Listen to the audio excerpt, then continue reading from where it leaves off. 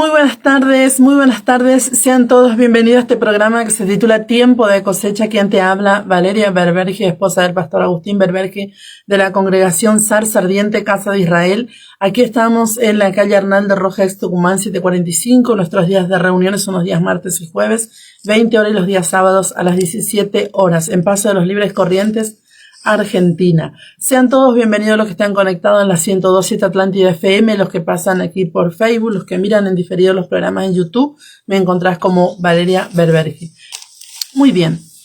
Gloria al Señor. Como te decía, vamos a comenzar el capítulo 3, y el capítulo 3 lleva por título Predicación de Juan el Bautista. Ya veníamos hablando de Juan, más que nada hablamos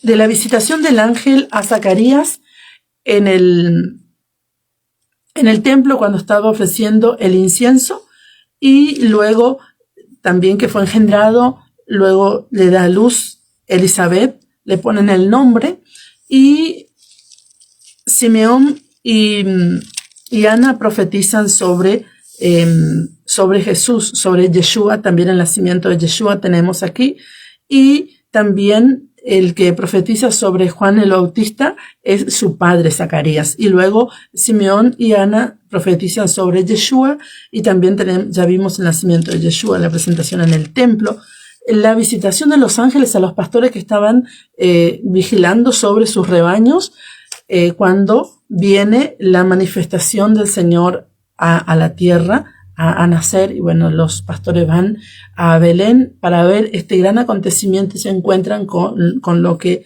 sucedió. Entonces, muy interesante todo lo que ya vimos, pero hoy vamos a entrar en un nuevo capítulo que ya comienza el ministerio de Juan.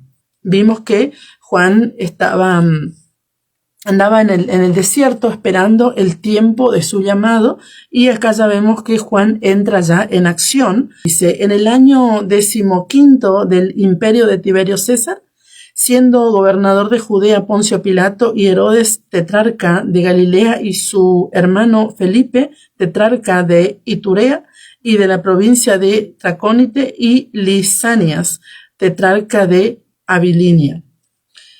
Y siendo sumo sacerdote Anás y Caifás, vino palabra de Dios a Juan, hijo de Zacarías, en el desierto, y él fue por toda la región continua al Jordán, predicando el bautismo del arrepentimiento para perdón de pecados, como está escrito en el libro de las palabras de los profetas, del profeta Isaías, que dice: voz que clama en el desierto, preparad el camino del Señor, enderezad sus sendas, todo valle se rellenará, y se bajará todo monte y collado, los caminos torcidos serán enderezados y los caminos ásperos allanados. Y verá toda carne la salvación de Dios. Y decía a las multitudes que salían para ser bautizados por él: oh generación de víboras, ¿quién os enseñó a huir de la ira venidera? Haced pues frutos dignos de arrepentimiento, y no comencéis a decir dentro de vosotros mismos: tenemos a Abraham por padre, porque os digo que Dios puede levantar hijos a Abraham aún de estas piedras. Y yo también el hacha está puesta a la raíz de los árboles, por tanto todo árbol que no da buen fruto se corta y se echa al fuego.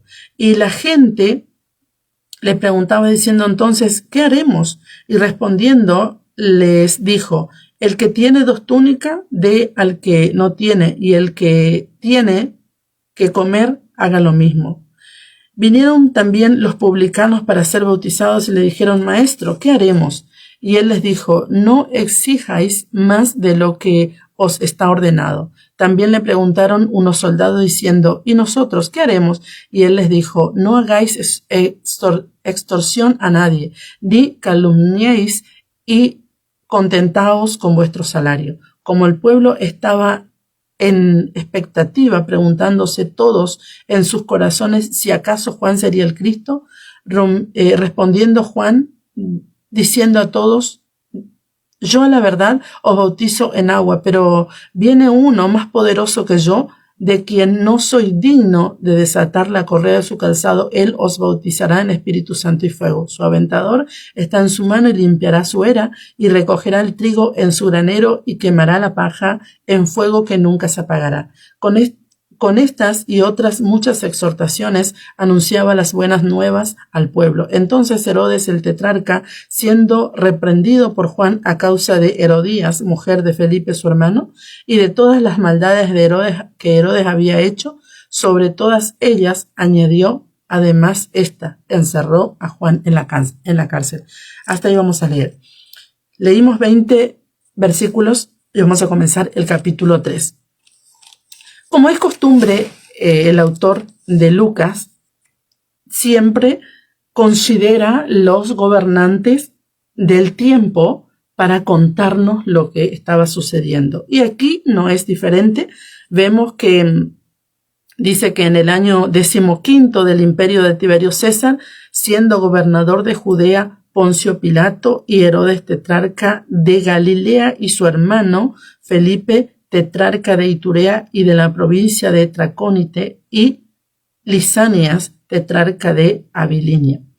Entonces vemos que Tiberio César fue sucesor de Augusto César. Nació en el año 42 a.C. y gobernó desde el 14 después de Cristo hasta el 37 después de Cristo. Esto dice la historia. Era hijastro de Augusto, quien lo adoptó como hijo y heredero. En el año 15 de Tiberio, corresponde aproximadamente al 28-29 después de Cristo, podemos ver que esto viene a suceder. El emperador era Tiberio César en su momento, que le sucede a Augusto César. Gobernador de Judea, Poncio Pilato. Vemos que el autor de Lucas nos habla de nuevamente quién era el emperador, quién eran los gobernadores que estaban en las provincias de donde él viene a hablar sobre la evangelización de Juan el Bautista. Entonces el gobernador de Judea era Poncio Pilato.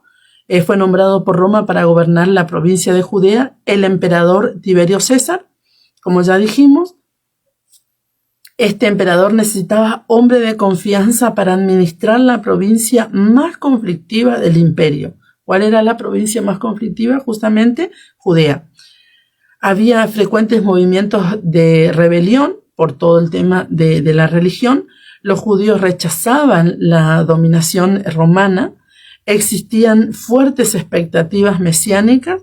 Jerusalén atraía grandes multitudes durante las fiestas religiosas y se cree que Pilato gobernó 10 años, del 26 al 36 después de Cristo aproximadamente. Entonces podemos ver que la situación no era fácil en el tiempo de Yeshua y de Juan el Bautista y todo esto que estaba aconteciendo. ¿Por qué? Porque los judíos, nuestros hermanos, los del reino del sur, esperaban que el Mesías iba a venir a libertarlos de la opresión romana. Pero resulta que ellos esperaban que el que venía iba a venir con espada y lanza y jabalina, cosas así. Pero él no iba a venir, él no vino de esa manera y su reino no era de este mundo. Él vino para sentarse, sí, en el trono de David, pero no de la manera que ellos esperaban, que Yeshua viniera y peleara contra los romanos y los libertara de la opresión y se sentara en el trono de David. Ciertamente él se sentará en el trono de David cuando el Señor ponga a todos sus enemigos por estrado de sus pies. Todavía falta un tiempo. Entonces, cuando ellos, muchas veces la palabra nos dice, cuando el Señor se daba cuenta que ellos habían entendido que él era el Mesías, se iba de ese lugar porque lo iban a tomar y poner como rey. Y él no vino a ser rey de la manera del hombre, sino de la manera de Dios y como estaba destinado y planeado desde la eternidad por Dios para el mundo. Entonces, esto debe quedar claro que el emperador en el tiempo de la predicación de Juan el Bautista era Tiberio César. Ya no era Augusto, era Tiberio César. Y los gobernadores de Judea era Poncio Pilato, el gobernador de Judea. Gobernador de Galicia era Herodes tetrarca y su hermano Felipe tetrarca de Iturea y Tracónite. Después tenemos de Lisania era tetrarca de Abilinia. Entonces, estos eran los gobernantes. Me parece muy interesante que siempre digo que Lucas, el autor del libro de Lucas, nos hable de los gobernantes. Y como también siempre digo, cuando nosotros vamos a la historia, podemos ver que estos gobernantes estaban en ciertos lugares como Lucas los nombra en la Biblia. Y esto da mucho más realidad a la Biblia, más verdad a la Biblia. Iturea, región fronteriza importante. Esta región controlaba rutas comerciales entre Siria y Palestina. Entonces, tenía el imperio romano, tenía que controlar todas estas regiones porque realmente eran lugares de conflictos, de guerrillas y todo tipo de rebelión. Servía como zona de transición entre poblaciones judías y gentiles. Protegía el acceso desde Damasco hacia Galilea. Sus habitantes originales, los itureos, eran conocidos por ser hábiles arqueros y guerreros. Tracónite era importante porque tenía extensos campos de roca volcánica, servía como refugio para bandidos y grupos rebeldes. También controlarla ayudaba a mantener la seguridad de las rutas comerciales. Todo esto era necesario, por eso es que Lucas los nombra a todos estos gobernantes, porque estas ciudades eran ciudades realmente conflictivas y era necesario que esto todo tenga un control del Imperio Romano. Abilinia era importante porque estaba cerca de Damasco, una de las ciudades más antiguas y ricas del mundo antiguo. Controlaba el camino que cruzaban las montañas del Líbano y el Antilíbano, conectaba Siria con las regiones del sur. Y acá podemos ver que Lucas está dibujando un mapa político completo del mundo donde comenzó el ministerio, no solamente de Juan el Bautista, sino también de Yeshua. Anás y Caifás, podemos ver que en el versículo 2 dice, y siendo sumo sacerdote Anás y Caifás, vino palabra de Dios a Juan, hijo de Zacarías, en el desierto. Entonces, tenemos a Anás y a Caifás, que fueron principales líderes sacerdotes judíos durante el tiempo de Juan el Bautista y Yeshua. Anás fue sumo sacerdote aproximadamente entre los años 6 y 15 después de Cristo. En Lucas 2 dice que Juan recibe palabra de Dios en el desierto. Acá podemos ver que así como Juan fue llamado y ya profetizado por Isaías, que ahora vamos a leer, su ministerio estaba dado justamente en el desierto. Muchos siervos de Dios tuvieron experiencias decisivas en el desierto. Encontramos a Moisés, que recibió su llamado en el desierto, Elías, que escuchó la voz apacible de Dios después de huir al desierto.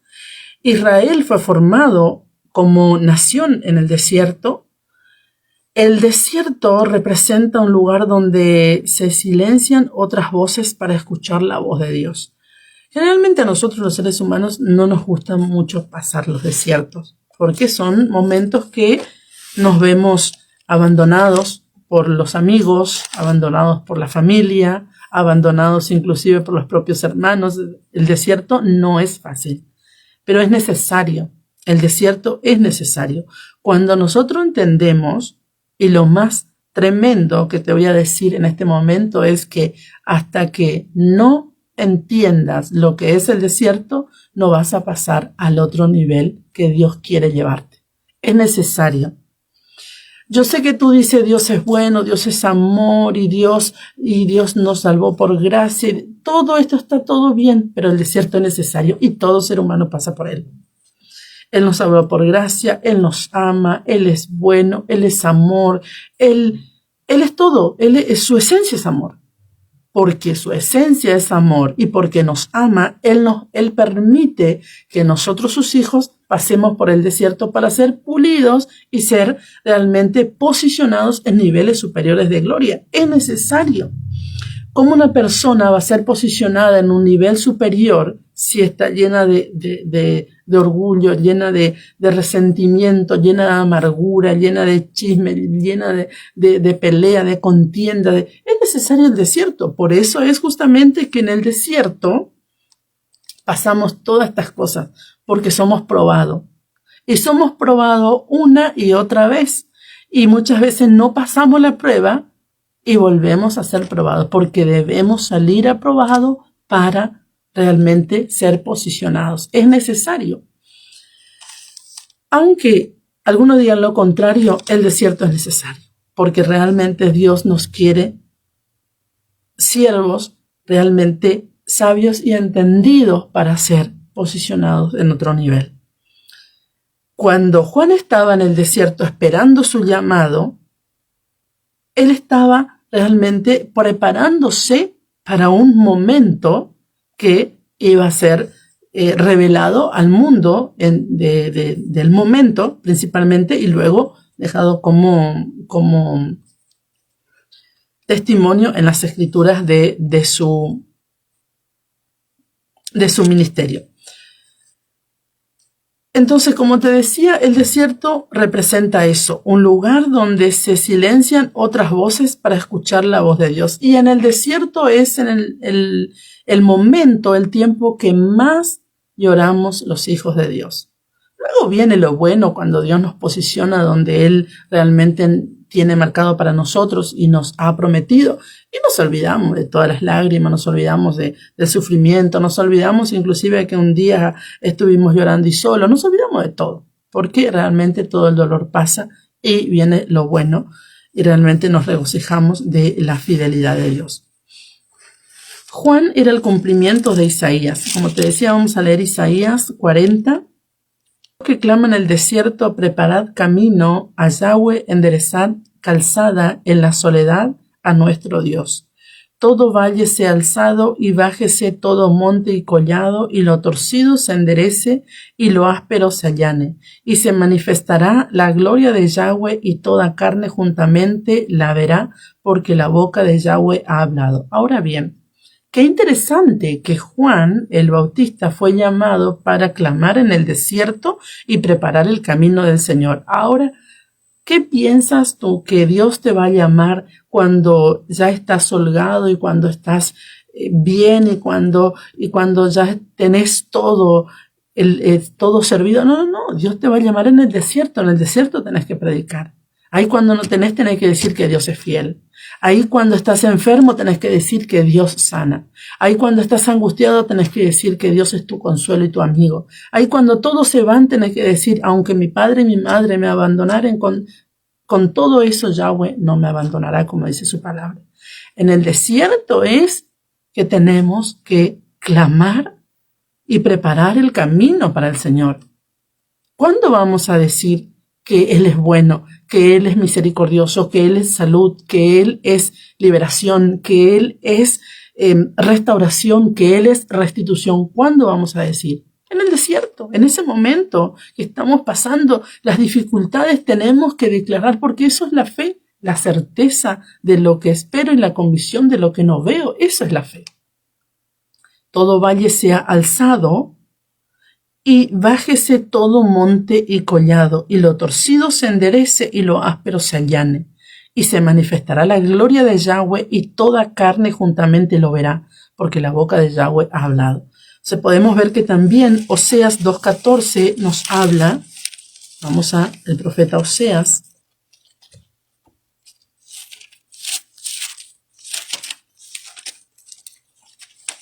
Dice, Oseas 2:14 dice así: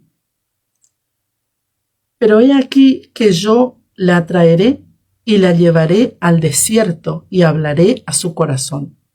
Y le daré sus viñas desde allí y el valle de Acor por puerta de esperanza. Y allí cantará como en los tiempos de su juventud y como en el día de su salida de la tierra de Egipto. El desierto no es para llorar, aunque lloramos. En el desierto lloramos, pero en realidad en el desierto es para conectar con Él, con el Padre, para buscar su voluntad, para hacer y trabajar para Él. Para eso es el desierto. Porque generalmente cuando nosotros estamos bendecidos, estamos holgados, estamos pensando en nuestras cosas. Pero cuando nosotros somos posicionados en el desierto, realmente vamos a morir a todo aquello que nos lleva a hacer nuestra voluntad. Y vamos a terminar haciendo la voluntad del Padre.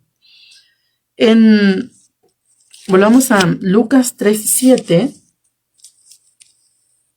Y decía, podemos ver que en Lucas 3:7 dice, y decía a las multitudes que salían para ser bautizadas por él, oh generación de víboras, ¿quién os enseñó a huir de la ira venidera? Acá podemos ver que me salteé el versículo 3 al 6. Lo leímos más arriba ya, Isaías 43 al 5. Muy bien, entonces podemos ver que dice, ¿quién os enseñó a huir de la ira venidera? Entonces, podemos ver que Juan el Bautista comienza a decir esto a la multitud que se acercaba para ser bautizado. Entonces, la palabra griega para víbora es echidnon. Proviene del singular echidna, que significa víbora, serpiente venenosa o áspid o serpiente peligrosa. El texto de Lucas 3:7, Genenmata echidnon, es literalmente crías de víbora. Me parece muy interesante porque ya vamos a entender esto es lo que le dice Juan el Bautista a la multitud que se acercaba. O también significa descendencia de víboras. ¿Por qué Juan le está diciendo esto a la multitud que se acercaba a bautizarse? La expresión de Juan señala que estaban manifestando la misma naturaleza de engaño, hipocresía y rebeldía que caracteriza simbólicamente a la serpiente en las Escrituras. Cuando hay hipocresía, rebeldía y engaño, eso simboliza a la serpiente en las Escrituras. Entonces, como todo el sistema religioso del primer siglo estaba en una terrible situación justamente de doctrina o doctrinal, Juan viene a decirlo a la multitud justamente, ¿quién os enseñó a huir de la ira venidera, oh generación de víboras? En Mateo 23:33, vamos a conectar con Mateo, dice 33, dice así, serpiente generación de víboras, ¿cómo escaparéis de la condenación del infierno? Acá podemos ver que Yeshua acusa a escribas y a fariseos. Pero este capítulo 23 es muy interesante porque comienza diciendo, en la cátedra de Moisés se sientan los escribas y los fariseos. ¿Cuál era la cátedra de Moisés? La cátedra de Moisés era un lugar como un trono donde se sentaban los escribas y los fariseos a leer la Torá de Dios. Pero ¿qué sigue diciendo? Dice, así que todo lo que os digan que guardéis, guardadlo y hacedlo. El Señor nunca estuvo contra la Torá. Él dice, en la cátedra de Moisés se sientan, en la cátedra de Moisés, ¿por qué? Porque leían la Torá. Ahí no leían otra cosa, leían la Torá. Los 5 primeros libros de la Biblia y enseñaban. Entonces dice, el Señor dice hacerlo y guardar. No dice no lo hagan, porque no debemos guardar la Torá. No. Dice hacerlo y guardar.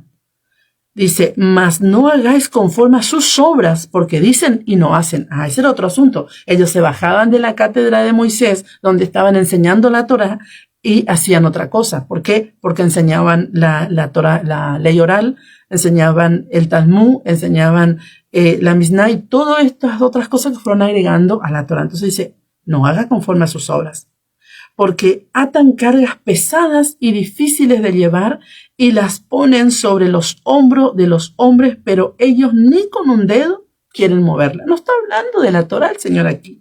Lo que está hablando es las obras de ellos.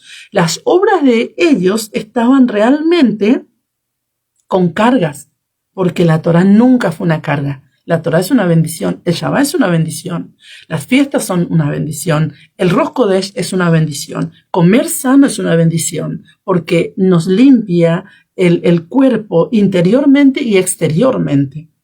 Una persona que come sano debe estar sana, porque Dios promete por su palabra.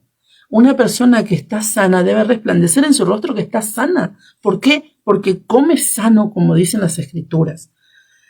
Antes hacen todas sus obras para ser vistos por los hombres, pues ensancha sus filisterias, que son los tefilín, y extienden los flecos de sus mantos, y aman los primeros asientos en las cenas y las primeras sillas en las sinagogas, y las salutaciones en las plazas, que los hombres los llamen rabí, rabí, pero vosotros no querráis que os llamen rabí, porque uno es vuestro maestro, el Cristo, y todos vosotros sois hermanos.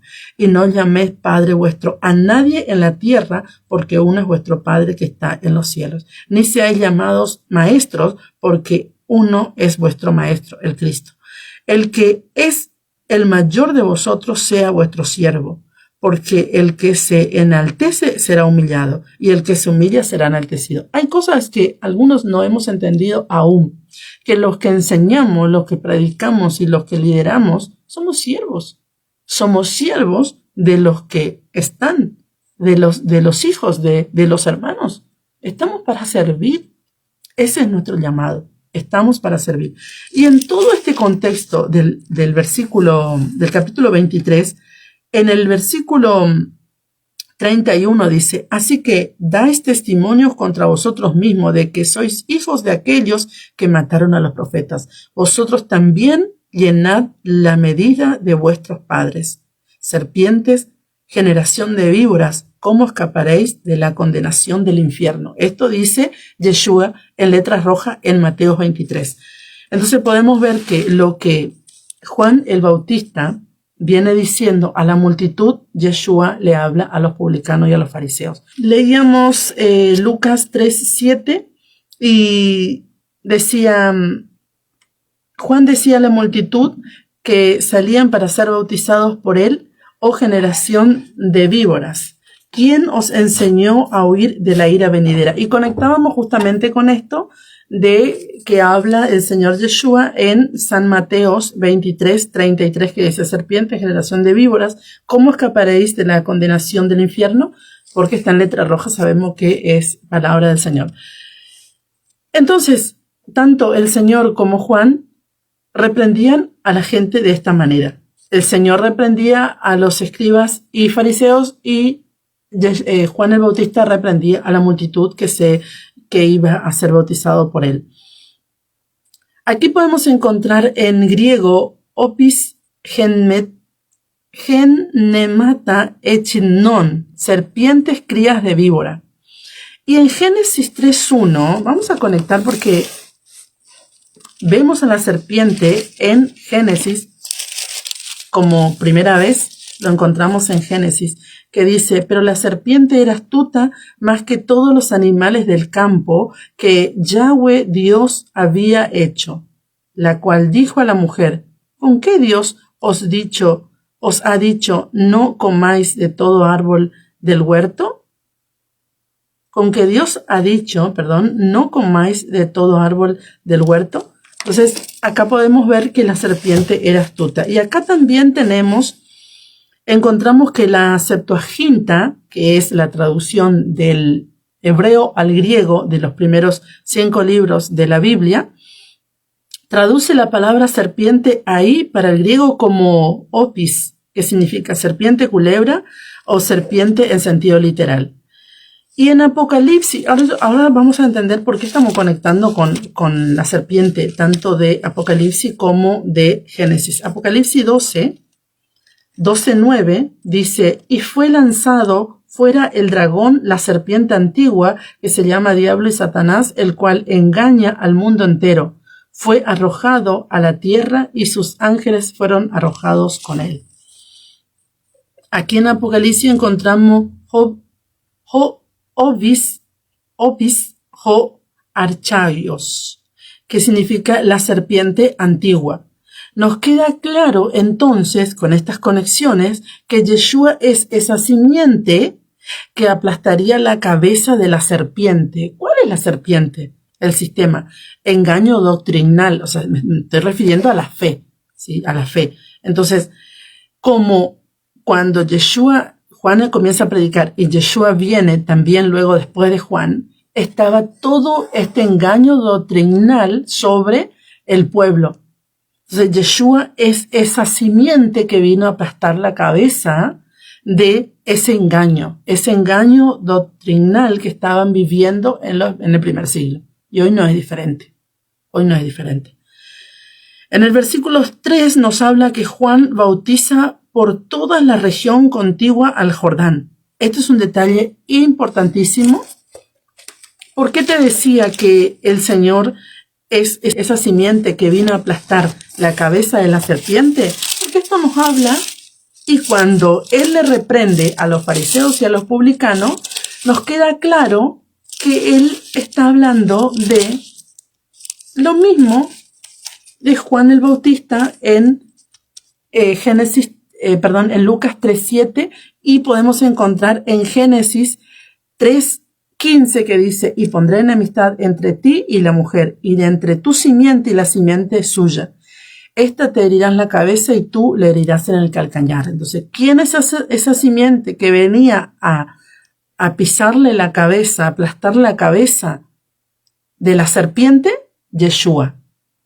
La simiente, la semilla de Dios que venía a aplastar la cabeza de la serpiente, el engaño doctrinal.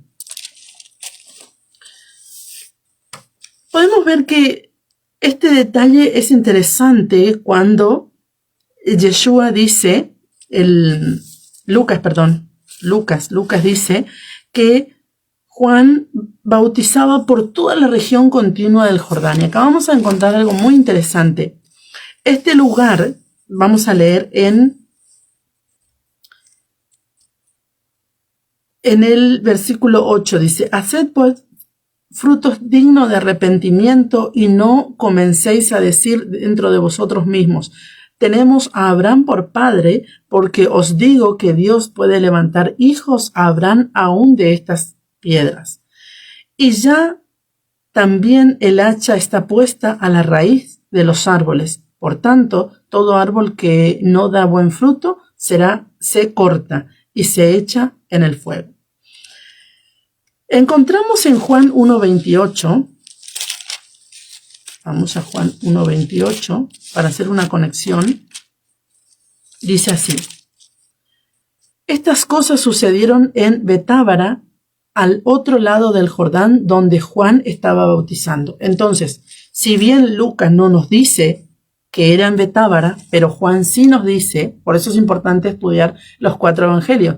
Ahora estamos estudiando el evangelio de Juan, que está en la página, en la congregación, pero aquí estamos estudiando el evangelio de San Lucas. Pero es importante porque todos hablan, de repente a uno se le pasó una información, pero el otro evangelio habla, y esto es muy interesante. Entonces acá podemos ver que Juan nos está posicionando en el lugar exacto donde Juan el Bautista estaba bautizando. Y en Juan 3:23, Juan bautizaba también en Enón, junto a Salim, porque había allí muchas aguas y venían y eran bautizados. Entonces, tenemos que Juan también bautizaba en Enón. ¿Qué había en Enón? Era un lugar de manantiales, había mucha agua. Y Salim, una aldea de Siquem, dice, porque dice justamente que junto a Salim, porque había allí muchas aguas y venían para ser bautizados. Entonces, este lugar de Betábara, que habla Juan, el evangelio de Juan, en Juan 1:28, este lugar, muchos estudiosos sitúan al cruce del Jordán, donde pasó Josué. Porque justamente es un vado frente a Jericó. Es un lugar donde el río era relativamente poco profundo y podía cruzarse, razón por la que se llama un vado justamente lugar de paso. Pero en Lucas 3:8 nos dice, haced pues frutos dignos de arrepentimiento y no comencéis a decir dentro de vosotros mismos, tenemos a Abraham por padre, porque os digo que Dios puede levantar hijos a Abraham aún de estas piedras. Entonces, antes de hablar de los hijos de Abraham aún de las piedras, porque eso también es interesante y lo vamos a hablar profundamente, quiero hablar de los frutos, porque dice frutos dignos de arrepentimiento. El verdadero arrepentimiento produce una vida transformada. Si una persona dice, yo estoy en Cristo y yo me arrepentí de la vida que vivía y ahora vivo en Cristo, pero no da frutos de ese arrepentimiento, no vive conforme a la palabra, no hace el servicio que tiene que hacer, no busca cuál es su diseño, porque fue diseñado, tiene un diseño profético de parte de Dios, realmente no va a dar nunca los frutos para la cual fue creado. Entonces, el verdadero arrepentimiento, como te decía, produce una vida transformada. La palabra fruto en griego es karpos, plural de karpos, que significa fruto, resultado, producto, evidencia de una vida, de una nueva vida sería. La palabra arrepentimiento es la palabra metanoia, que significa cambio de mente. Eso es lo que debemos cambiar, porque Yeshua dijo que nosotros tenemos la mente de Cristo, lo dijo el apóstol Pablo, que tenemos la mente de Cristo. Entonces necesitamos cambiar la mente. Ahora bien, tú dirás, sí, bueno, vale, pero ¿cómo cambio la mente? Porque a mí me atormentan los pensamientos, estoy todo el tiempo con cosas en mi mente. De la única manera que podemos cambiar los pensamientos es por medio de la conexión con el Padre y la oración al Espíritu Santo de Dios. Cuando vamos a la presencia de Dios, debemos pedir que en el nombre de Yeshua, el Espíritu Santo de Dios quite toda obra muerta de nuestras mentes y toda mala conciencia de nuestros corazones. Hay una conexión con el corazón y la mente que realmente nosotros necesitamos ser limpios. Por eso dice la palabra en Hebreos que Él nos limpió no solamente las obras muertas de la carne, sino también la conciencia mala del corazón. Dos cosas importantes. También esto, metanoia, que es en griego, que significa arrepentimiento, es un cambio la manera de pensar. O sea, cambio la mente y cambio la manera de pensar. O sea, ¿qué es cambiar la mente y qué es cambiar la manera de pensar? No tengo más la mente del mundo, tengo la mente de Cristo ahora y por ende pienso las cosas de Cristo. Por eso es que cuando viene un dardo del enemigo con pensamientos que yo sé que no son de Cristo porque no coinciden con su palabra, no me llevan a obedecer la palabra de Dios, entonces yo debo renunciar a esos pensamientos y pedir que el Espíritu Santo tome control de mis pensamientos. Es una lucha hasta que vencemos esto, porque sí lo vencemos. Y todos teníamos o todos tenemos de repente todavía alguna lucha en ese tema. Algunos ya hemos vencido, otros no todavía. Pero es importante la ayuda del Espíritu Santo. De la única manera que vamos a vencer estos malos pensamientos que atormentan la mente es por medio del Espíritu Santo de Dios. También significa volverse a Dios. Entonces, si yo me arrepentí y cambié de vida, me vuelvo a Dios. Antes no hacía las cosas de Dios, ahora hago las cosas de Dios. El arrepentimiento queda demostrado por la obediencia a Dios, hacer justicia, hacer misericordia, honestidad, generosidad, integridad. Todos son cosas que tienen que ver con el arrepentimiento. Y aquí vamos a entrar en un tema más profundo aún, que es la segunda parte del versículo 8 que te decía. Dice, tenemos a Abraham por padre, porque os digo que Dios puede levantar hijos a Abraham aún de estas piedras. ¿De qué está hablando Juan el Bautista? Esto es muy, muy, muy bueno poder entender. Porque leemos estas cosas y no entendemos. ¿Por qué? Porque no hemos estudiado la Torah de Dios, no hemos estudiado el Tanaj. Entonces, ¿por qué Juan le dice? Todo tiene un significado, no es que Juan andaba diciendo cosas porque se le ocurría, no, tiene un significado. Porque él le dijo, no vengan a decir que tenemos a Abraham por padre, porque Dios puede levantar hijos a Abraham aún de estas piedras. Muchos judíos de la época pensaban que por ser descendientes físicos de Abraham tenían asegurado el favor de Dios. Juan viene a confirmar que Dios levanta hijos por fe y no por etnia, o sea, no por descendencia. Pero antes de seguir vamos a leer estos dos versículos, el capítulo y versículo Romanos 9, 6. No que la palabra de Dios haya fallado, porque no todos los que descienden de Israel son israelitas, ni por ser descendientes de Abraham son todos hijos, sino en Isaac te será llamada descendencia. Esto es, no los que son hijos según la carne son los hijos de Dios, sino que los que son hijos según la promesa son contados como descendientes. Entonces, ¿quiénes son los hijos? Los que vienen a Yeshua y entran y son injertados en el olivo verde, estos son los hijos. Gálatas 3:7, sabed, por tanto, que los que son de fe, estos son hijos de Abraham, los que son de fe.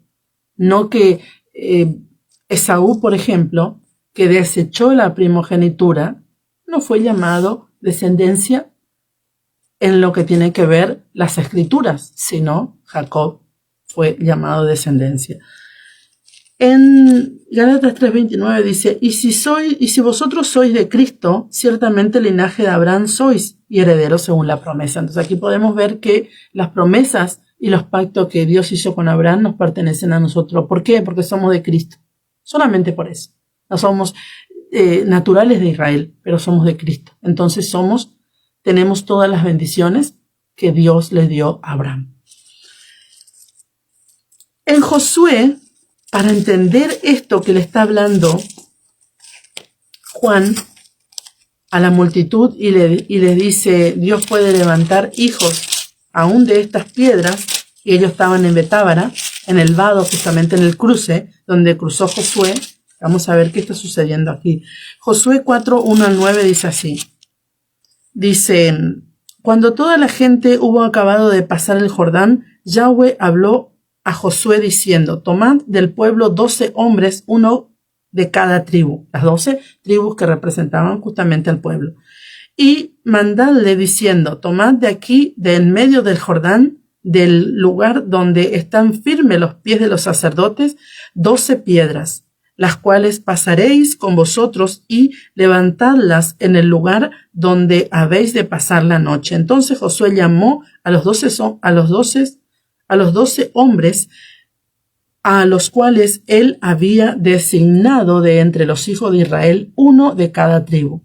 Y les dijo Josué, pasad delante del arca de Yahweh vuestro Dios a la mitad del Jordán, y cada uno de vosotros toma una piedra sobre su hombro, conforme al número de las tribus de los hijos de Israel, para que esto sea señal entre vosotros, y cuando vuestros hijos pregunten a sus padres mañana diciendo, ¿qué significan estas piedras?, les responderéis que las aguas del Jordán fueron divididas delante del arca del pacto de Yahweh cuando ella pasó el Jordán. Las aguas del Jordán se dividieron y estas piedras servirán de monumento conmemorativo a los hijos de Israel para siempre. Y los hijos de Israel lo hicieron así como Josué les mandó. Tomaron 12 piedras de en medio del Jordán, como Yahweh lo había dicho a Josué, conforme al número de las tribus de los hijos de Israel, y pasaron al lugar donde acamparon y las levantaron allí. Josué también levantó 12 piedras en medio del Jordán, en el lugar donde estuvieron los pies de los sacerdotes que llevaban el arca del pacto, y han estado allí hasta hoy. Entonces, ¿qué está diciendo Juan el Bautista en Lucas 3:8b, la segunda parte del versículo 8? Tenemos a Abraham por padre, porque no digan tenemos a Abraham por padre, porque os digo que Dios puede levantar hijos a Abraham aún de estas piedras. Entonces, esas piedras recordaban la fidelidad de Dios, porque el Señor le dijo, levanten esas piedras, envía a 12 hombres, uno de cada tribu, que saquen del medio del Jordán y hagan un monumento de piedra para demostrar y quedar por siempre que por aquí pasaron y esta será mi fidelidad. Ahora el pueblo estaba confiando en su herencia y no en la obediencia. O sea, ellos estaban viendo todo esto que Dios hizo y sabían que a ellos les pertenecían, sabían que por ahí pasó Josué con todo el pueblo y ellos sabían a quién pertenecían esas 12 piedras que era a ellos. Pero Juan les advierte que Dios puede levantar un pueblo fiel incluso de las piedras. Si los descendientes de Abraham rechazaban el llamado al arrepentimiento, en el mismo lugar donde Josué levantó las piedras, Juan se encuentra ahora bautizando en Betábara, en el vado de Jericó.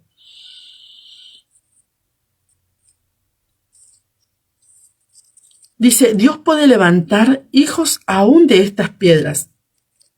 Entonces, ¿de qué está hablando Juan?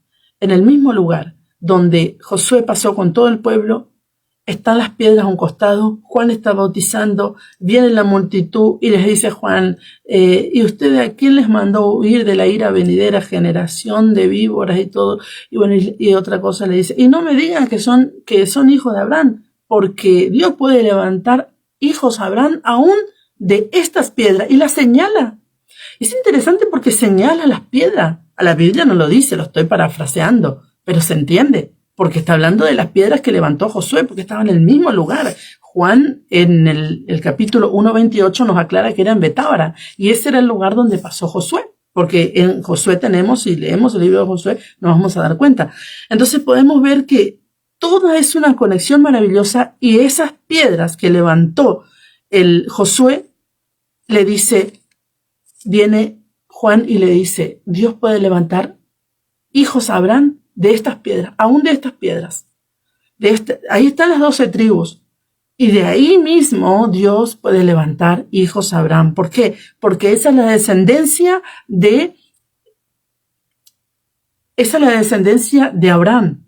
Pero Dios le dio una promesa por medio del Mesías. Cuando ellos pasaron aquí el vados en Betábara, Dios le dio una promesa que enviaría el Mesías. Y este es el pacto que Dios hizo con ellos. Génesis 22:28.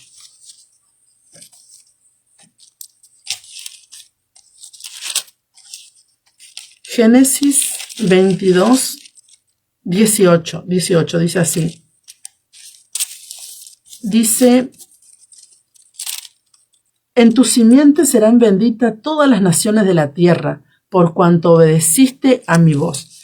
Entonces, Juan le está diciendo, no digan que ustedes son hijos de Abraham, porque Dios puede levantar hijos de Abraham aún de estas piedras. Estas piedras que tipifican las 12 tribus de Israel son descendientes de Abraham, y Dios le prometió a Abraham, no a ustedes, a Abraham le prometió. Abraham que en su simiente, qué interesante, en su simiente serían benditas todas las naciones de la tierra, por cuanto él obedeció a la voz de Dios. Entonces, si ellos vienen a Cristo, en otras palabras, estoy parafraseando la historia, si ellos vienen a Cristo, ellos son descendientes de Abraham y Dios los levanta hijos por Cristo, porque el pacto es el pacto mesiánico. Qué interesante lo que está sucediendo aquí. También podemos encontrar esta alusión a las piedras y a los hijos como una manifestación profética justamente de Dios.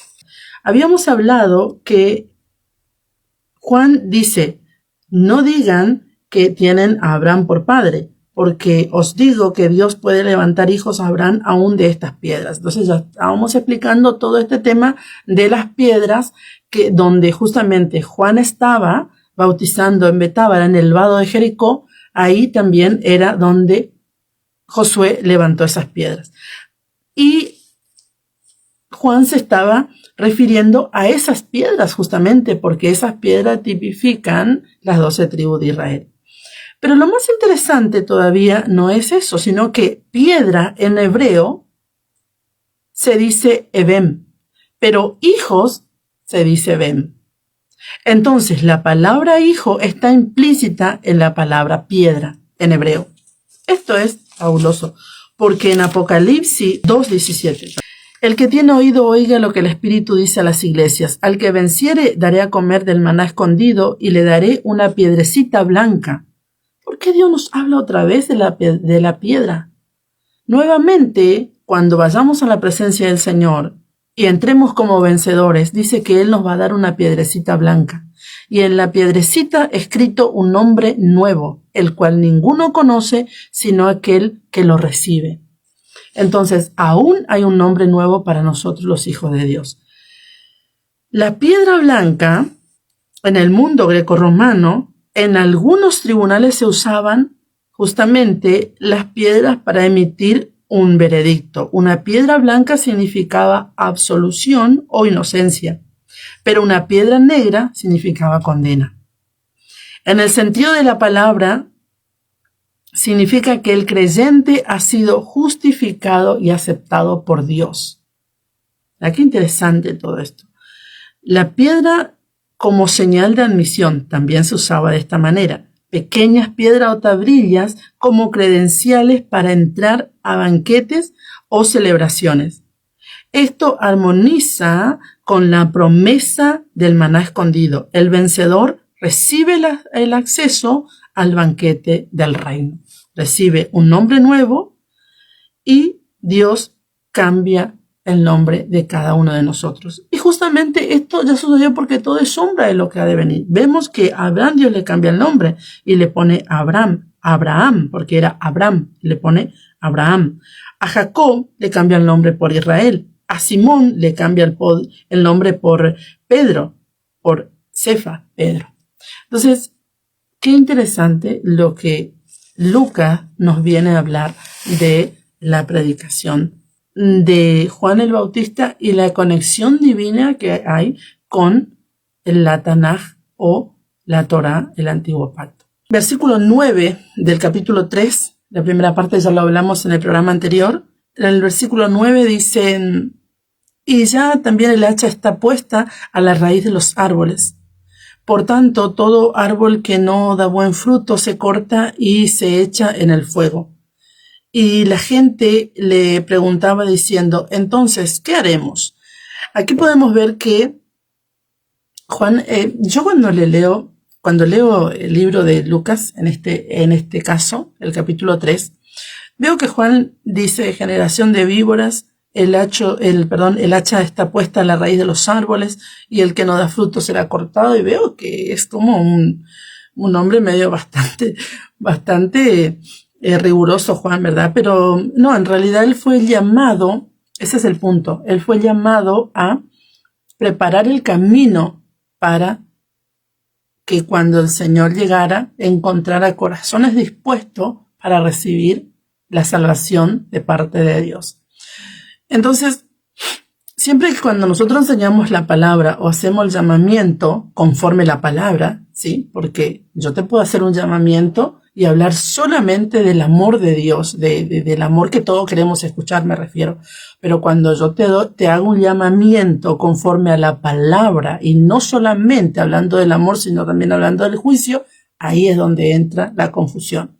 Que las personas dicen: no, porque esto es legalismo, esto es religión. No. Dios es amor y eso no podemos sacarle porque es su esencia. Él es amor. ¿Y qué sería de nosotros si Dios no fuese amor? Dios es amor, pero no podemos dejar de hablar del juicio. Y Juan llamaba a la multitud conforme el amor, pero también llamaba conforme el juicio. Eso es lo que hace un verdadero evangelista o un verdadero maestro que llama a las almas, no solamente hablando del amor y de la bendición, sino que hablando también del juicio. Porque el juicio es importante que podamos comprender, porque Dios no hizo el juicio para que nosotros pasemos por él. Él realmente envió a su Hijo para que nosotros no pasemos por el juicio, hablando como veníamos hablando en hebreo, el juicio a las naciones en Yom Kippur. Entonces, Dios es bueno, eso lo sabemos, Dios es amor, y yo sé que a cualquiera que yo le pregunte, así sea un niño, que yo pregunte la esencia de Dios, me va a decir que es amor, porque es verdad, Dios es amor. Y agradecemos al Padre por su amor, porque por su amor estamos donde estamos, aún no hemos sido consumidos, dice su palabra, porque sus misericordias se renuevan cada día sobre nosotros. Y dice Juan, el hacha está puesta a la raíz de los árboles. Aquí tenemos dos instrumentos importantes o elementos, como por ejemplo, sí, instrumentos como el hacha y el árbol. Entonces, ¿qué simboliza el hacha? El hacha simboliza justamente el juicio. Y el árbol, en la escritura, simboliza a los seres humanos. Hacha en hebreo es garsen y árbol es etz. Tanto hacha como árbol en hebreo tiene una gematría. En el caso de hacha encontramos que es en la gematría de 8 y en el caso de árbol, que es etz, encontramos una gematría de 7. Entonces, el 8 en las escrituras, que es la letra Het, significa muro, muralla. ¿Qué hace el juicio o la palabra cuando viene como espada o en este caso el hacha? Es la que va a hacer separación. ¿Qué hace un muro? Un muro hace separación. Un muro separa. Por ejemplo, para que puedas comprender un ejemplo claro y básico, nuestros hogares que hacemos muros para separar del fondo de nuestros vecinos. Entonces, separamos el fondo de nuestros vecinos con nuestro fondo. No hay una entrada de otra persona ajena. Eso es lo que hace justamente la palabra, separa. Estos son de este grupo y estos son de este otro grupo. Entonces, los que siguen al Señor y aman, y los que creen que aman y siguen, bueno, tienen su punto de vista. Conforme la palabra estoy hablando. Y en el caso de etz, que es árbol, es la gematría 7, y el 7 significa justamente espada. Y la espada es esto, ¿no? Lo que corta. Entonces, nosotros en las escrituras, los árboles tipifican justamente los hijos de Dios, los seres humanos. Entonces, nosotros fuimos llamados justamente a vivir bajo sus instrucciones, bajo sus enseñanzas, para poder realmente recibir las bendiciones del Padre sobre cada uno de nosotros. Pero a mí me pareció interesante poder conectar con Segunda de Reyes, aunque el caso de Segunda de Reyes es diferente, pero también me habla de árbol y de hacha. Entonces, como en el caso de Juan, el Bautista, que me habla el hacha está puesto a la raíz de los árboles y todo árbol que no da buen fruto será cortado y se echa en el fuego. Entonces, me pareció interesante conectar, quizás no todos lo van a ver de esta manera, pero a mí me pareció importante porque Segunda de Reyes 6 habla viene hablando de situaciones como los beneficios de los profetas, Eliseo la Sunamita, viene hablando de Eliseo de los sirios, Eliseo de Naamán, y de repente habla del hacha que flota. Una situación que queda en la historia de Eliseo, y me pareció importante poder conectar con lo que está hablando Juan. Ya vamos a ver por qué. Dice en Segunda de Reyes 6, del 1 al 7, dice: los hijos de los profetas dijeron a Eliseo: he aquí, el lugar en que moramos contigo no es estrecho. Vamos ahora al Jordán y tomemos de allí cada uno una viga, y hagamos allí lugar en que habitemos. Y él les dijo: andad. Y dijo uno: te rogamos que venga con tus siervos. Y él respondió: yo iré. Se fue pues con ellos, y cuando llegaron al Jordán, cortaron la madera, y aconteció que mientras uno derribaba un árbol, se le cayó el hacha en el agua. Y gritó diciendo: ah, Señor mío, era prestada. El varón de Dios preguntó: ¿dónde cayó? Y él le mostró el lugar. Entonces cortó un palo y la echó allí e hizo flotar el hierro. Y dijo: tómalo. Y él extendió la mano y lo tomó. Entonces podemos ver aquí esta situación que es muy parecida con el caso de lo que está hablando Juan, pero Juan está hablando de un juicio.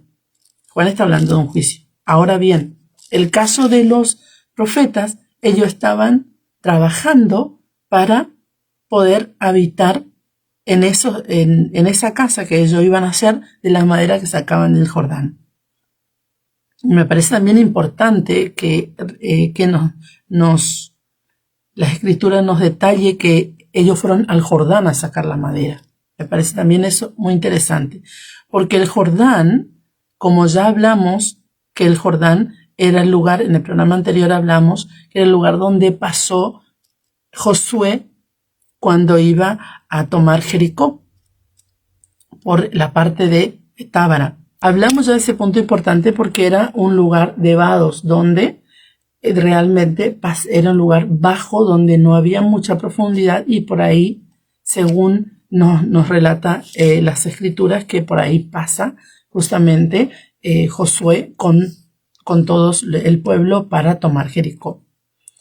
Y esto era parte del Jordán. Y aquí en Segunda de Reyes vemos que Eliseo va con los profetas al Jordán. ¿A qué? A sacar la madera. ¿La madera para qué? Para hacer un lugar de habitación. Y es muy interesante porque es profético. Pero en Lucas vemos que el profeta, al profeta declarar la destrucción de los árboles que no edifican la casa. Entonces podemos ver que dice en el 9, y también el hacha está puesta a la raíz de los árboles. Por tanto, todo árbol que no da buen fruto se corta. En Reyes vemos que los profetas cortaban árbol para edificar sus casas, porque nos aclara que era para edificar sus casas. Pero en Lucas vemos que los árboles son destruidos. ¿Qué árbol? Los árboles que no edifican casa. Interesante, porque nosotros, según el apóstol Pablo en Corintios, 1 Corintios 3, 14 dice, si permaneciere la obra de alguno que sobreedificó, recibirá recompensa. Si la obra de alguno se quemare, él sufrirá pérdida. Si bien él mismo será salvo, aunque así por fuego. ¿No sabéis que sois templo de Dios y que el Espíritu de Dios mora en vosotros? Dice, ¿no sabéis que sois templo de Dios y el Espíritu de Dios mora en vosotros? ¿Para qué los profetas en Segunda de Reyes querían edificar lugar, querían edificar casa? Para habitar ellos y por supuesto buscar la presencia de Dios. O sea, estoy relacionando lo que está pasando en Segunda de Reyes para una vida natural que ellos vivían y lo que está hablando Juan en un sentido espiritual de un juicio sobre aquellos que no edifican casa al Señor. Porque Juan no está diciendo que edifiquen casa al Señor, él está diciendo el que no da fruto. Pero ¿quién es el que no da fruto? El que no edifica casa al Señor. Porque si nosotros somos casa del Señor, ciertamente vamos a dar fruto. ¿Me explico? Si alguno destruyera el templo de Dios, Dios lo destruirá a él. Porque el templo de Dios, el cual sois vosotros, es santo. Entonces aquí Pablo aclara, el apóstol aclara muy bien, que nosotros somos templo de Dios y que no somos de nosotros mismos. Y si destruimos el templo de Dios que somos nosotros, ¿cómo destruimos el templo de Dios? Con el pecado, con la falsedad, con la hipocresía, con cosas que no debemos tener en nosotros. Entonces, permitimos tener cosas que no está permitido por la palabra del Señor, y entonces viene el juicio. Entonces dice, el cual sois vosotros es santo. Y si destruimos, Dios nos destruirá a nosotros. Entonces podemos ver que en Segunda de Reyes los profetas salieron para cortar madera para preparar las casas. Y en Lucas podemos ver que el hacha estaba puesta a la raíz de los árboles. En otras palabras, Juan está diciendo, si no atienden a la palabra de Dios ahora, el juicio está cerca. ¿Y cuántos años pasaron? Y no hemos visto el juicio de Dios todavía a las naciones, pero ciertamente se va a cumplir. Ahora bien, Juan de repente no está hablando de un juicio a las naciones, sino que está hablando del juicio que viene por no vivir conforme a la palabra del Señor. Porque el mundo está bajo un caos, ¿pero por qué? Por no vivir conforme a la palabra del Señor. ¿Dios quiere que el mundo sufra? No, por supuesto que no. Porque Dios no es malvado, ya hablábamos al principio, que su esencia es amor. Por lo tanto, Dios nos dio la palabra y dijo, elijan pues la vida o la muerte. Y elijan la vida para que vivan. En Lucas 3, 10 al 14, podemos ver que dice, y la gente le preguntaba diciendo, entonces, ¿qué haremos? Él respondió, les dijo, el que tiene 2 túnicas, dé al que no tiene, y el que tiene que comer, haga lo mismo. Vinieron también los publicanos para ser bautizados y le dijeron, Maestro, ¿qué haremos? Él les dijo, no exijáis más de lo que os está ordenado. También le preguntaron unos soldados diciendo, ¿y nosotros qué haremos? Y les dijo, no hagáis extorsión a nadie, ni calumniéis, y contentaos con vuestro salario. Entonces, es interesante porque lo que los soldados vinieron a preguntar es como si fuera que hoy un policía o un gendarme o un militar, alguien venga y diga y pregunte, venga un siervo de Dios y le pregunte, ¿qué debo hacer? Y le diga el siervo, no hagan extorsión, no calumnien y estén contentos con su sueldo. Realmente es un tema, ¿verdad? Porque hoy la extorsión es un tema, pero que el Padre nos ayude realmente. Y vemos que dice, el que tiene 2 túnicas, dé al que no tiene, y el que tiene que comer, haga lo mismo. Entonces Dios nos llamó a nosotros a ser solidarios. Entonces, si tenemos, debemos dar al otro. Debemos pedir a Dios el don de dar. Yo conozco personas que no dan absolutamente nada y personas que tienen sus roperos abarrotados y no dan un abrigo al que no tiene. Y coleccionan y no usan. Yo, en mi caso, por ejemplo, no paso un año. Si ya no uso una ropa un año, una temporada, ya la otra temporada ya la regalo porque si ya no usé la temporada pasada, ya no voy a tener. Entonces, hoy veo a las personas que hacen el ropero solidario, me parece muy interesante. Yo no participo en el ropero solidario porque yo tengo a las personas a quien yo doy todos los años abrigos, ¿no? Pero hago mi parte, no en ese caso, pero hago mi parte. Y me parece interesante que nosotros podamos dar, si tenemos abrigo, demos al que no tiene. En un sentido, esto es un sentido literal, pero está hablando también de más profundidad. Lo mismo con el caso de las comidas, con el caso del dar al otro, al que no tiene que comer. Vinieron también unos publicanos para ser bautizados y le dijeron, Maestro, ¿qué haremos? Él les dijo, no exijan más de lo que os está ordenado. No exijan más de lo que está ordenado. O sea, cada uno esté conforme con lo que debe recibir y no exija más de lo que está permitido. En el 15 y 17 dice, como el pueblo estaba con expectativa preguntándose todos en sus corazones si acaso Juan sería el Cristo, también Juan, diciendo a todos, yo en la verdad os bautizo en agua, pero viene uno más poderoso que yo, de quien no soy digno de desatar la correa de su calzado, él os bautizará en Espíritu Santo y fuego. Dice, su aventador está en su mano y limpiará su era, y recogerá el trigo de su granero y quemará la paja en fuego que nunca se apagará. Aquí podemos ver algo muy interesante porque nos habla de un aventador. Dice Juan, su aventador está en su mano. ¿Qué es el aventador? El aventador era un instrumento agrícola, o seguramente que hoy también existe. Bueno, hoy ya los que cosechan el trigo y el arroz, todas estas cosas, principalmente el trigo, ya tienen maquinarias que hacen este trabajo. Pero antes, de la manera que se limpiaba el trigo, justamente era con un aventador, como un tridente, pero no de 3 dientes, sino de 4 o 5. Este separaba el grano de la paja y el tamo después de la trilla. Entonces podemos ver que era un instrumento para limpiar el trigo. Entonces dice el Señor, su aventador está en su mano.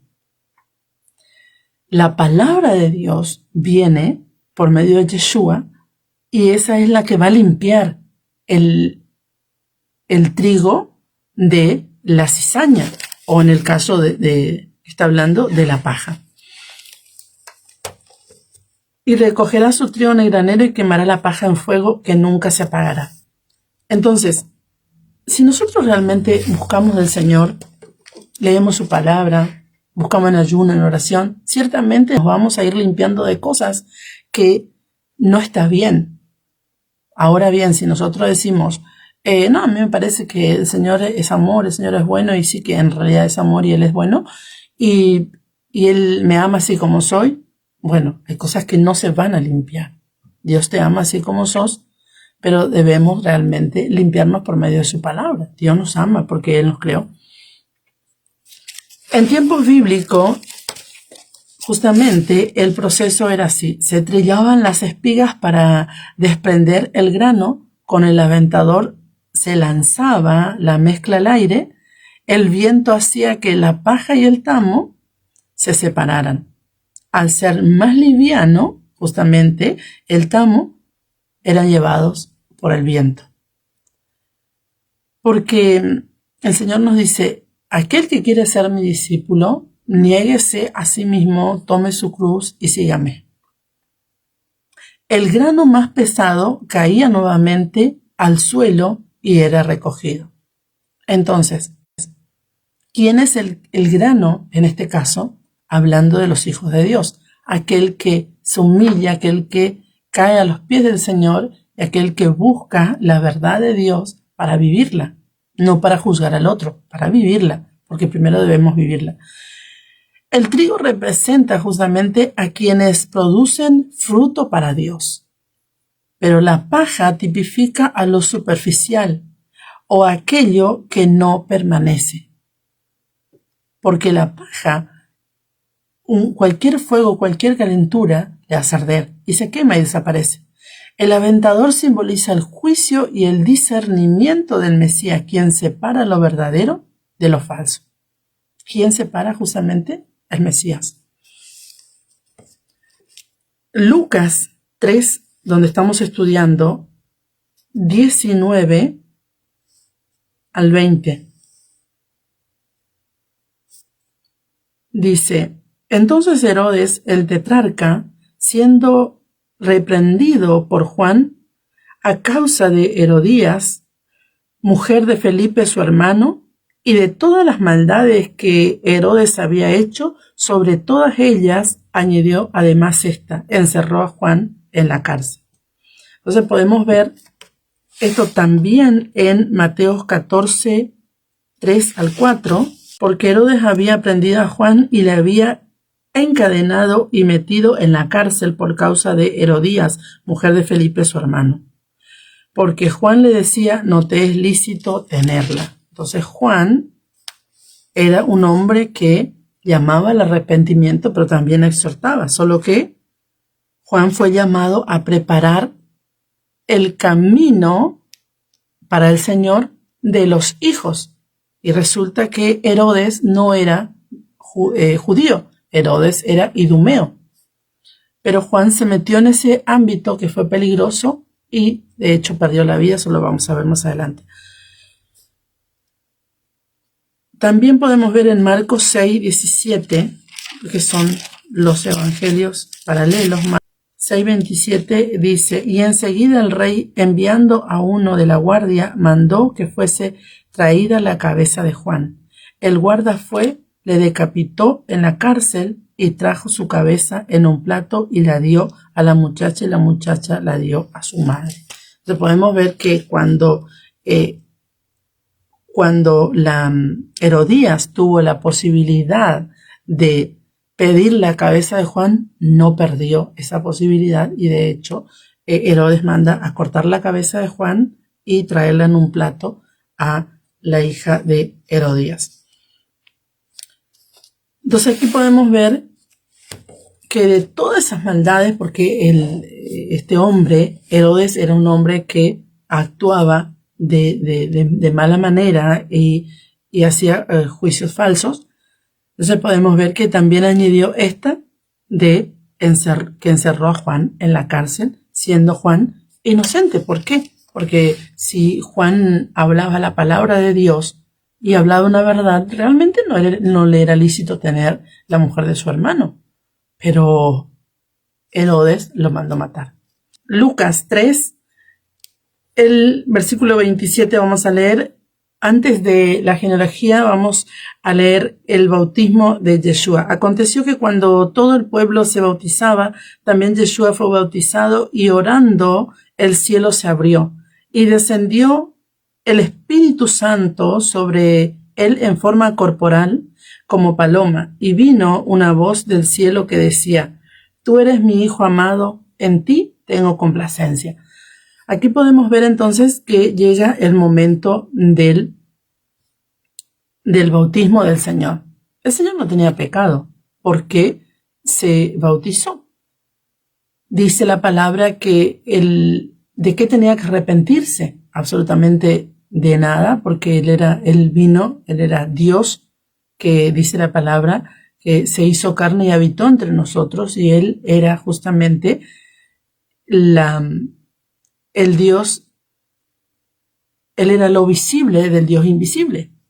Entonces, realmente él le dice en su momento, en otro evangelio le dice a Juan: deja que se cumpla la justicia de Dios, porque realmente él tenía que pasar por esta tevilá para poder entrar a cumplir lo que era el ministerio de Yeshua en la tierra.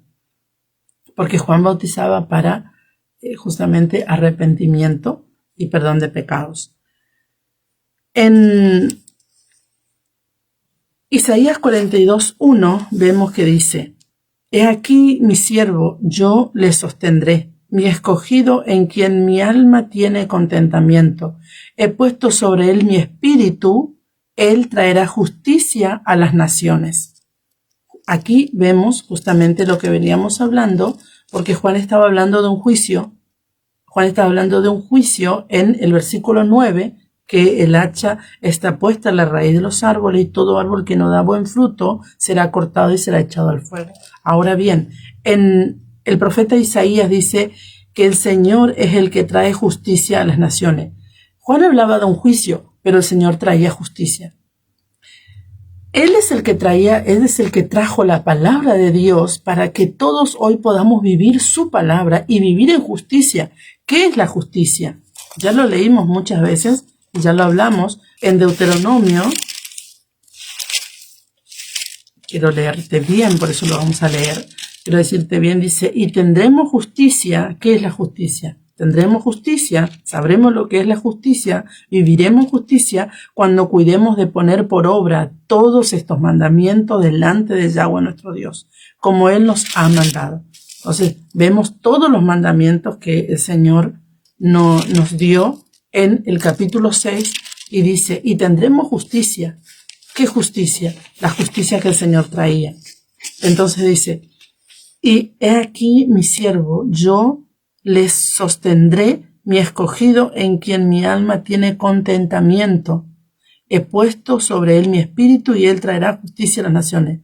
No gritará ni alzará su voz, ni la oirá, ni la hará oír en las calles. No quebrará la caña cascada, ni apagará el pábilo que humeare. Por medio de la verdad, traerá justicia.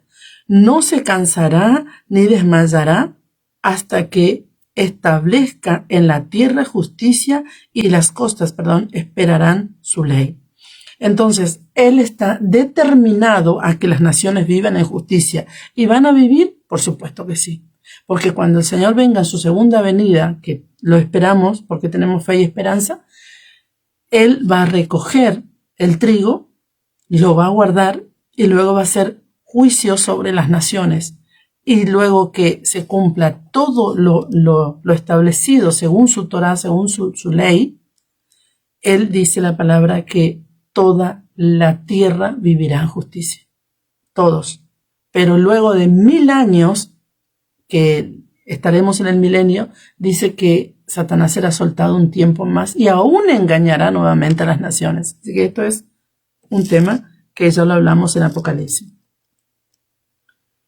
Así dice Yahweh Dios, creador de los cielos y el que los despliega, el que extiende la tierra y sus productos, el que da aliento al pueblo que mora sobre ella y espíritu a los que por ella andan.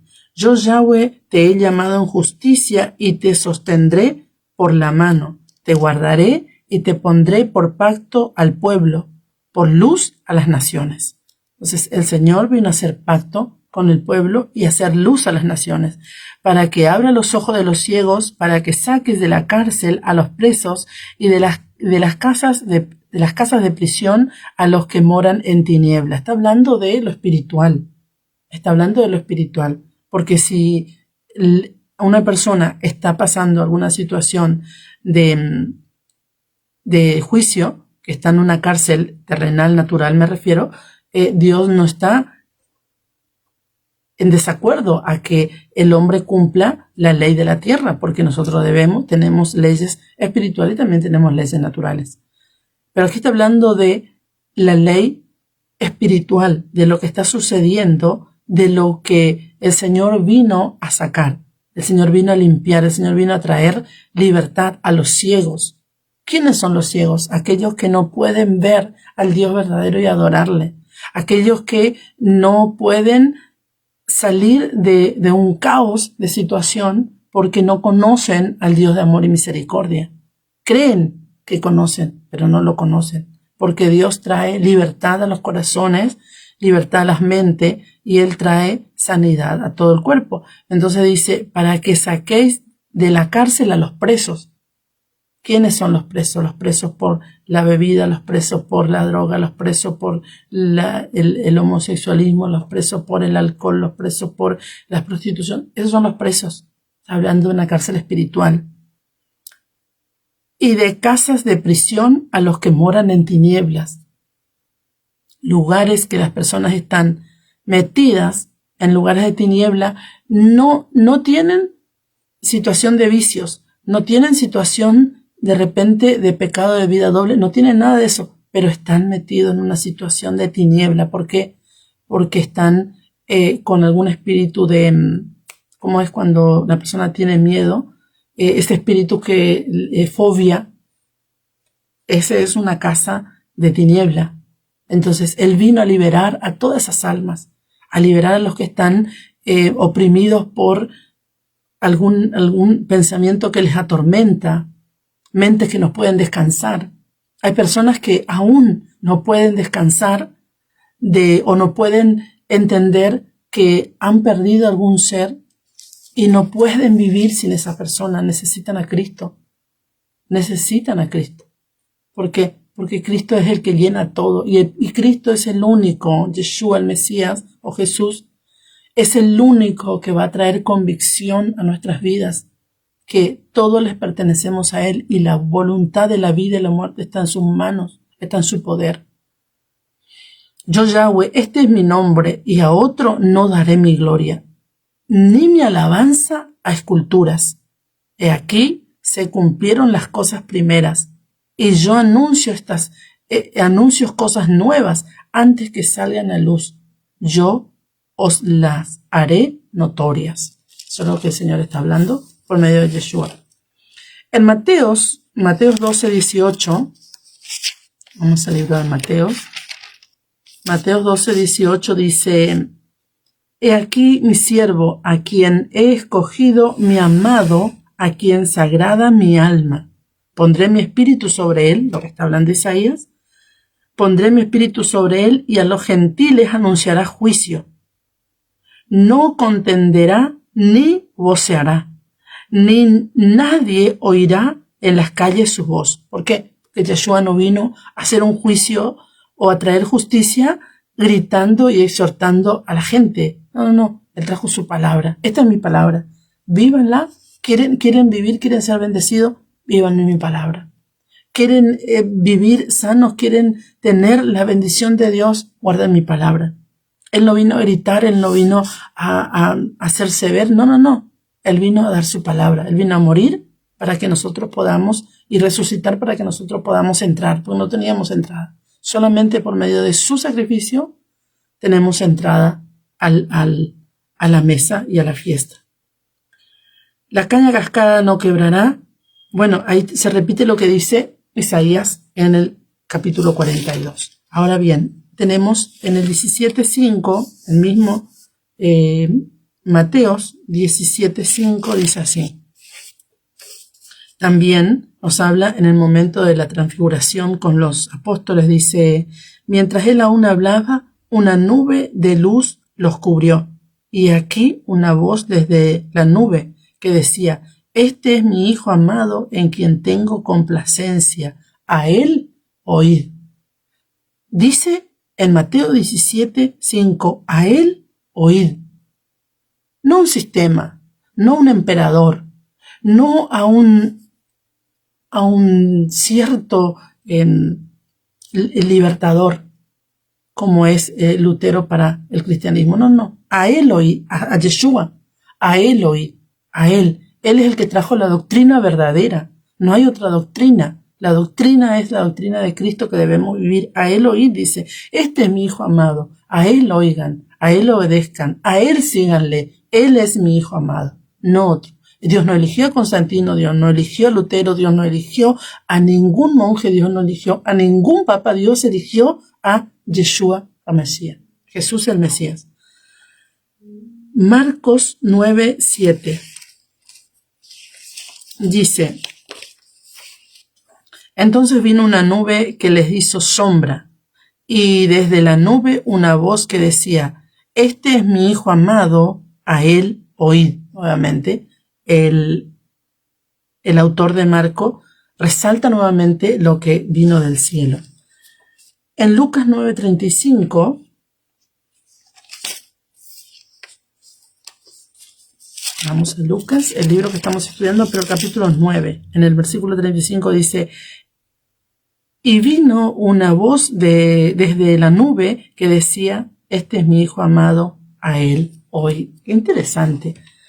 Recalcando nuevamente a quién debemos oír y a quién debemos seguir.